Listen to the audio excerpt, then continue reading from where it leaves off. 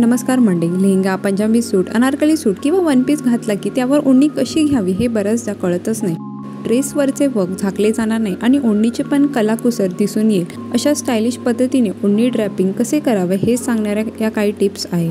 तुमचा ड्रेस किती छान असला तरी तुम्ही ओढणी कशी घेताय यावर तुमचा लुक अवलंबून असतो, त्यामुळे ओढणीची खास स्टाईल जमलीच पाहिजे। ड्रेसवरचे काम, तुमचा मेकअप यावरून ओढणी कशी घ्यावी हे ठरवले जाते। सोनम कपूरची ही अनोखी स्टाईल बघा, ही ओढणी ड्रॅपिंग स्टाईल सध्या ट्रेंडिंग आहे। यामुळे ड्रेसचा समोरचा भाग पूर्णपणे दिसून येतो। जर तुमच्या ड्रेसवर खूप हेवी वर्क असेल तर अशा पद्धतीने ओढणी एकदा ट्राय करून बघा।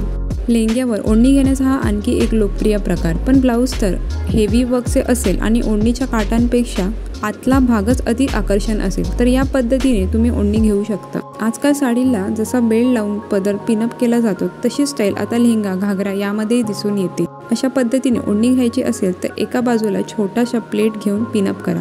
पदराचे एक टोक घेऊन ते मागच्या बाजूने आणा आणि दुसऱ्या खांद्यावर पिनअप करा। यामुळे पुढून घागऱ्याचे वर्क आणि मागच्या बाजूने ओढणीचे वर्क तसेच काठ पूर्णपणे दिसून येतात। ओढणी खूप काही देखणी नसेल तर अशा पद्धतीची स्टाईल करता येते। मागच्या बाजूने ओढणी घेऊन हाताच्या कोपऱ्यातून पुढे काढायची। कॅरी करायला ही स्टाईल अगदी सोपी आहे। अशा पद्धतीने एका खांद्यावर ओढणी पिनअप करायची आणि नंतर पुढच्या बाजूने ती वळवून दुसऱ्या हातावर घ्यायची। अशी स्टाईलही सध्या खूप इन आहे।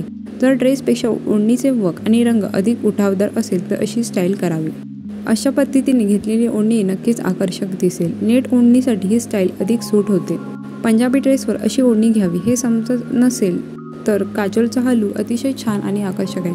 ओढणीचे काठ अधिक आकर्षण असतील तर ओढणी ड्रेपिंगची अशी स्टाईल छान शोभून दिसेल।